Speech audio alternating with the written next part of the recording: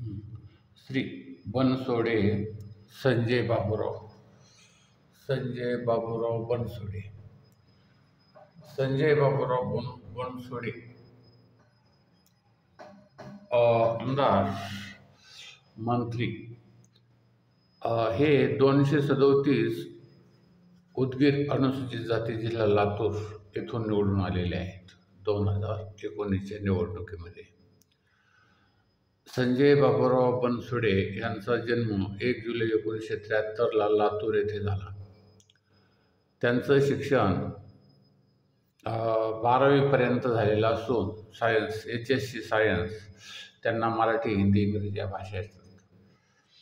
तसेच त्यांचं श्रीमती शिल्पा या त्यांच्या पत्नी असून त्यांना एक मुलगा व एक मुलगी आहेत. वेदांचा व्यवसाय शेती, समाजकार्य असून राष्ट्रवादी काँग्रेस पक्षाचे ते कार्यकर्ते, नेते आहेत. तर 1992 पासून त्यांचा विद्यार्थी चळवळीत सहभाग होता. त्यानंतर 1993ला मराठवाडा विद्यापीठ नामांतर आंदोलनातही त्यांनी सक्रिय सहभाग घेतला होता. सांस्कृतिक व साहित्यिक कार्यक्रमात ते सतत सहभाग घेतात. 2004ला ते महाराष्ट्र राज्य नियोजन मंडळ याचे सदस्य होते.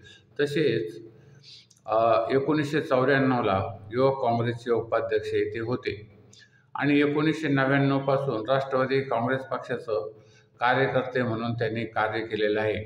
2004ला राष्ट्रवादी काँग्रेस पक्षाचे ते जिल्हाध्यक्ष होते. त्यानंतर 2006 पासून सरचिटणीसही ते झालेले आहेत. महाराष्ट्र प्रदेश राष्ट्रवादी काँग्रेस पक्षाचे सरचिटणीस असताना त्यांनी फार मोठं कार्य केलेलं आहे. म्हणजे एकंदरीत सर्व आपल्या मतदारसंघामध्ये विविध प्रकारचं कार्य केले आणि त्यांना 2014ला लातूर आयकॉन पुरस्कारही मिळालेला आहे. तसेच जैन समाजभूषण पुरस्काराने त्यांना सन्मानित केलेला आहे. आणि ऑक्टोबर 2019मध्ये झालेल्या विधानसभेच्या निवडणुकीत ते निवडून आलेले आहेत. आणि जानेवारी 2019 पासून सामाजिक न्याय, सार्वजनिक बांधकाम, सार्वजनिक उपक्रम, रोजगार हमी योजना, तसेच पर्यावरण, पाणी पुरवठा, स्वच्छता, भूकंप पुनर्वसन व संसदीय कार्य खात्याचे ते राज्यमंत्री आहेत. त्यानंतर त्यांना वाचन, संगीत, क्रिकेट याची आवड असून doctor Dhanvantari colony, Ambajogai road, railway उड्डाण पुलाजवळ, लातूर, जिल्हा लातूर येथे ते राहतात आणि तेथे त्यांचं कार्यालयही आहे. आता 2019च्या निवडणुकीमध्ये उदगीर 237 जे मतदान झालं, एकूण मतदान झालं त्यामध्ये 1,79,662 आणि या आमदार संजय बाबूराव बनसोडे यांना राष्ट्रवादी काँग्रेस पक्षाचे असल्यामुळं त्यांना 96,366 इतकी मतं मिळाली. त्यानंतर त्यांचे नजीकचे प्रतिस्पर्धी भारतीय जनता पक्षाचे अनिल कांबळे यांना 75,787 मतं मिळाली. त्यानंतर अतुल ढावारे हे वंचित बहुजन आघाडीचे होते, यांना 2,599 इतकी मतं मिळाली. आणि नोटाला 1,097 इतकी मतं मिळाली. आणि श्री काशीनाथ काळे हे बहुजन समाज पार्टीचे होते, त्यांना 963 इतकी मतं मिळाली. तर 1,80,000 साधारण मतापैकी जवळजवळ 1,00,000 मतं त्यांनी मिळवलेली आहेत. आणि जे उरलेले जे 80,000 मतं आहेत किंवा 85,000 त्यांच्या विरोधातली मतं आहेत ते भारतीय जनता पक्ष, वंचित बहुजन आघाडी, नोटा, बहुजन समाज पार्टी या सर्वांना मिळून, म्हणजे विखुरलेली या सर्वांची मिळून तेवढी मतं आहेत. म्हणून आता यावेळेस परत या उदगीर मतदारसंघामधून 237 त्यांना तिकीट राष्ट्रवादी काँग्रेस पक्षातर्फे मिळणं सहज शक्य आहे.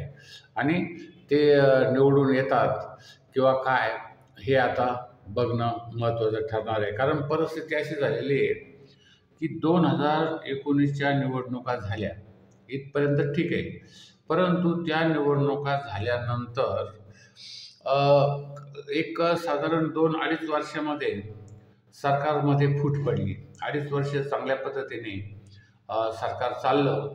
त्यानंतर त्या सरकारमध्ये मोठी फूट पडली आणि त्यामधून एक राष्ट्रवादी काँग्रेस पक्षाचे 2 भाग झाले. त्यामध्ये एक पहिला शरद पवार राष्ट्रवादी काँग्रेस आणि दुसरा अजित पवार राष्ट्रवादी काँग्रेस असे 2 भाग.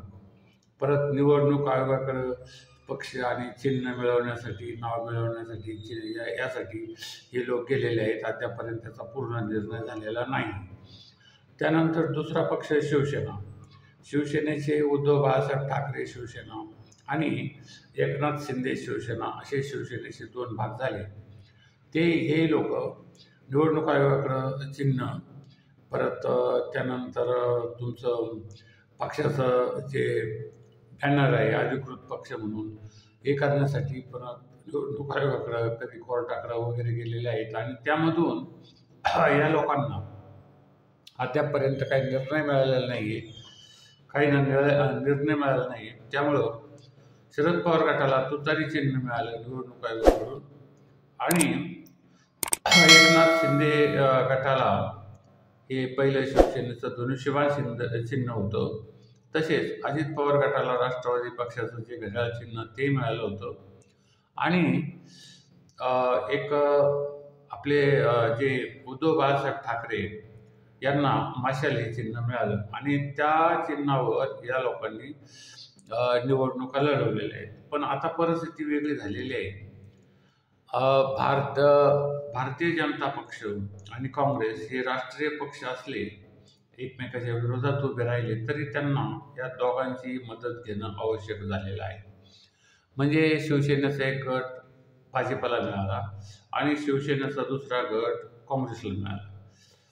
तर आता त्याचप्रमाणे राष्ट्रवादीचा एक गट भाजपला मिळाला आणि राष्ट्रवादीचा दुसरा गट शिवसेनेला मिळाला, म्हणजे काँग्रेसला मिळाला. म्हणजे असं या पद्धतीने हे राजकारण थोडंसं वेगळंच झालेलं आहे. त्यामुळं हे उमेदवार आमदार निवडून येतील किंवा काय हे सांगणं थोडंसं मुश्किल व्हायला झालेलं आहे. कारण परिस्थिती कशी की लोक देखील आता मागच्या वेळेस ज्या लोकसभेच्या निवडणुका झाल्या त्या निवडणुकीमध्ये महाविकास आघाडी आणि महायुती या 3 पक्षाच्या युतीमध्ये आणि आघाडीमध्ये जे लोकसभेच्या निवडणुका झाल्या त्याचा कौल फार वेगळा होता. त्यामुळे या विधानसभा निवडणुकीमध्ये नेमकं काय होणार किंवा काय होणार नाही हे आजही सांगता येणार नाही.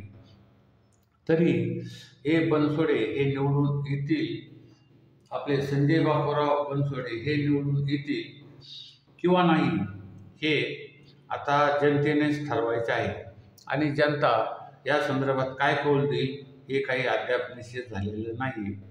पण जर समजा चांगल्या पद्धतीने जर कार्य केलं असलं उमेदवाराने तर तो उमेदवार निवडून येऊ शकतो. आमचा ATM न्यू वर्ल्ड राजसत्ता 678 हा चॅनल संपूर्ण महाराष्ट्रामध्ये सर्व आमदारांचे, सर्व खासदारांचे लोकल चॅनल नसून हा राष्ट्रीय चॅनल आहे आणि या चॅनलमध्ये आपल्या सर्वांनी आपली मतं कॉमेंटमध्ये व्यक्त करा आणि त्याचबरोबर या चॅनलला जास्तीत जास्त सबस्क्राईब करा, शेअर करा आणि हा चॅनल आपल्याला त्याचं जर समजा आयकॉन बेल बटन दाबलं तर आम्ही केलेले संपूर्ण महाराष्ट्रातील व्हिडिओ, त्यानंतर निवडणुकीचे निकाल, निवडणुकीची परिस्थिती वगैरे काय ज्या बाबी असतील त्या तुम्हाला लगेच कळतील. म्हणून या चॅनलला सबस्क्राईब करा, शेअर करा, लाईक करा आणि एकंदरीत दृष्टिकोनातून आपल्या कॉमेंटही लिहिण्यास काही विसरू नका. तर सबस्क्राईब करणं अत्यंत महत्त्वाचे आहे.